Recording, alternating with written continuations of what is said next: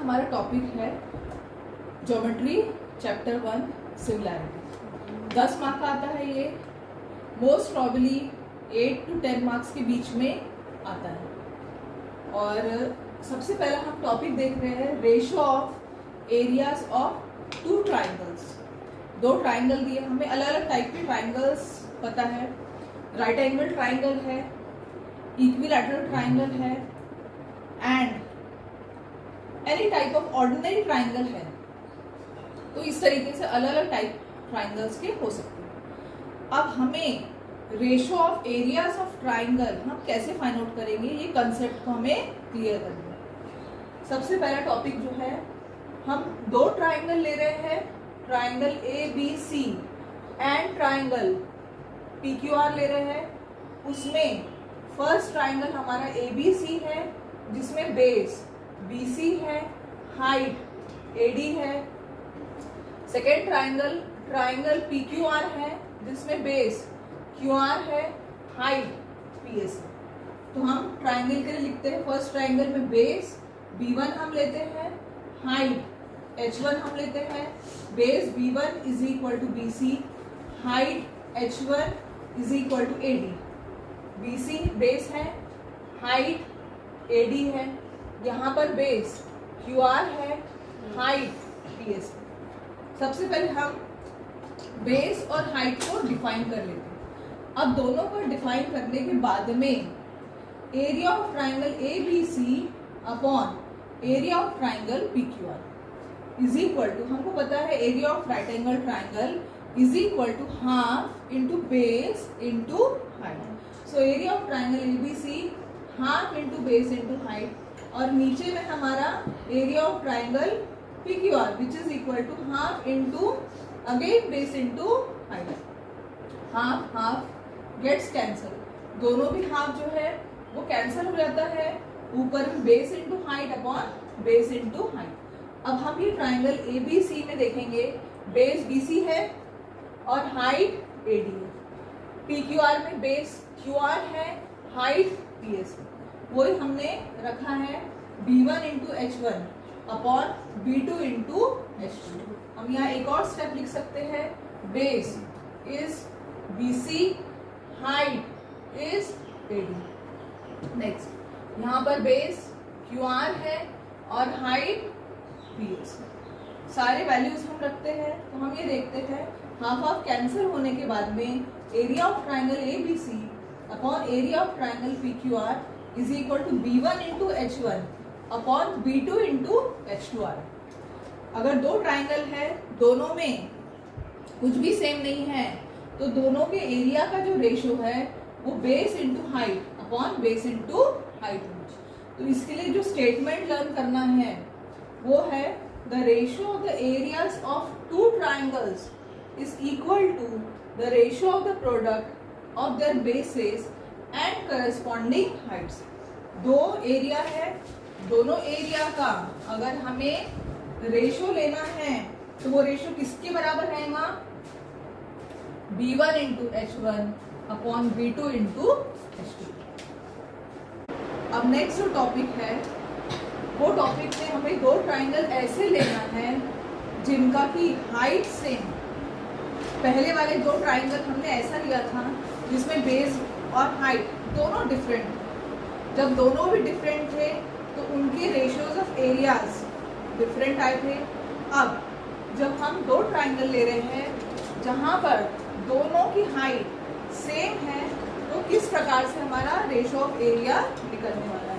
हम दो ट्राइंगल ले रहे हैं, triangle ABC is first triangle, triangle PQR is second triangle. So if the heights of triangles are same, दोनों की हाइट AD एंड PS दोनों की हाइट है और दोनों की हाइट सेम है, और उनको हम सपोज करते हैं let it be H। So AD equal to PS is equal to H। Now हमें पता है area of triangle is equal to half into base into height. So area of triangle ABC half into base into height. Now area of triangle PQR half into base into height. तो इस तरीके से half into base into height upon half into base into height हमने किया। Half half common है जो cancel हो जाता है, ऊपर में बेस इंटू हाइट, नीचे में बेस इंटू हाइट। ये ट्राइंगल में बेस हमारा BC है और हाइट हमारा H है। नेक्स्ट ट्राइंगल ट्राइंगल PQR में बेस हमारा QR है और हाइट H है। तो हमने BC into H, QR into H H cancel हो जाएगा क्योंकि कॉमन है दोनों में, और BC जो है हमारा बेस 1 है और QR जो है हमारा बेस 2 है। So area of triangle ABC upon area of triangle PQR is equal to B1 upon, जहाँ पर दो ट्राइंगल के बीच में हाइट जो है वो सेम है, दोनों कैंसिल हो जाते हैं, और रेशियो ऑफ एरिया जो है that will be equal to ratio of the corresponding bases. Now statement क्या बनता है? The ratio of the areas of two triangles, दो ट्राइंगल का जो रेशियो है, if they have same height, अगर दोनों की हाइट सेम है, is equal to ratio of their corresponding faces. That means ratio of the areas of two triangles is equal to ratio of their corresponding bases. Okay, ये statement आपको learn करना है by heart. और अब हम next condition देखते हैं। BEC and triangle ABC, BC दोनों भी ट्राइंगल की बेस है। That means both the triangles have same base BC। अगर दो ट्राइंगल है, दोनों भी ट्राइंगल की बेस सेम है, तो उसमें हमारे ratios of areas of two triangles क्या निकलने वाले हैं, अब हम ये कंसिडर करेंगे। Now if the bases are equal, अगर दोनों बेस सेम है, so area of triangle BEC अपॉन area of triangle ABC is equal to half into base into height upon half into base into height. Half half same है, common है, दोनों तरफ half cancel जाते हैं, base into height upon base into height. अब हम ये देखते हैं ट्राइंगल BEC में बेस BC है और height EF। Triangle ABC base again BC है और हाइट AD। हमने सब्स्टिट्यूट कर दिया है BC into EF upon BC into AD। BC दोनों भी न्यूमरेटर एंड डिनोमिनेटर में कॉमन है, it gets cancelled and you will get EF upon AD। So area of triangle BEC upon ABC is equal to EF upon AD। EF हमारा पहले triangle का height है H1, AD हमारा second triangle का height है H2, so that will be equal to H1 upon H2। अब इसके लिए स्टेटमेंट क्या लर्न करना है? स्टेटमेंट है the ratio of the areas of two triangles is if they have same bases is equal to the ratio of their corresponding heights. अगर दोनों triangles के बेस सेम है तो उनका एरिया का जो रेशियो है that will be equal to their corresponding Heights.